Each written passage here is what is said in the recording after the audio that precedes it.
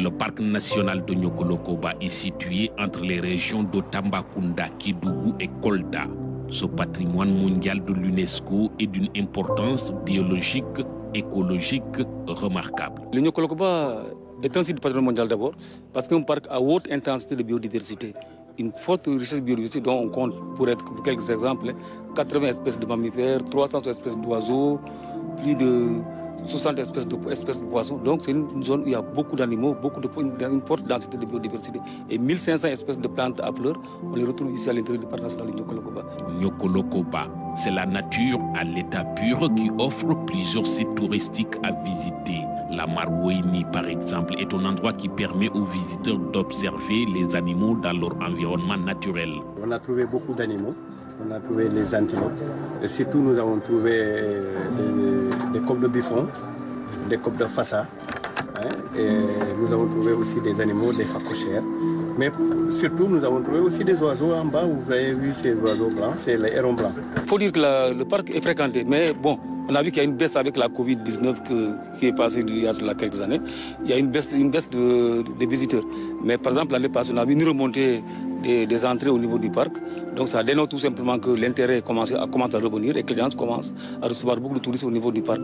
Cet intérêt des visiteurs se mesure bien sur le terrain, car depuis la fin des confinements dus à la Covid-19, les touristes étrangers sont de retour dans le parc. C'est la première fois que je suis au Sénégal et c'est la première fois à Niokolo-Koba. Ouais. Et comment vous trouvez déjà Niokolo-Koba? Ah, mais c'est magnifique, hein. Ah bon, vous vous plaisez? On se plaît, c'est rempli de nature, c'est très relaxant et en même temps c'est proche de l'environnement naturel, c'est très bien. C'est ça que vous recherchez, vous? Oui, tout à fait. Okay. Déconnexion. Une déconnexion, relax et puis la beauté. J'aime trop et puis c'est pour ça que je fais découvrir à mes amis. C'est la deuxième fois que je ramène des gens au Sénégal pour faire découvrir. Et voilà, c'est important quand même. Là. On est parti du froid de la Belgique pour venir au chaud ici au Sénégal, on aime ça. Cette période hivernale est particulièrement appréciée des touristes occidentaux. À Simenti, par exemple, cette famille belge vient d'arriver. Ils nous ont expliqué que c'était la seule période où c'était possible de visiter. Parce que soit avant, il y a trop d'eau, soit après, il fait vraiment beaucoup trop chaud, si j'ai bien compris. Donc c'était le bon créneau pendant les vacances scolaires.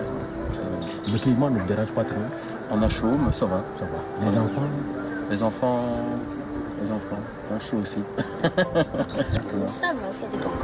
On va manger, on va faire une sieste, on va râler, on va retourner aller voir les animaux dans le parc. La panthère, l'éléphant, le scorpion, le serpent, le lion et les singes. Malgré son importance, le parc national de Niokolo-Koba est aujourd'hui confronté à plusieurs difficultés qui menacent sa faune et sa flore. C'est dans tous les parcs du monde.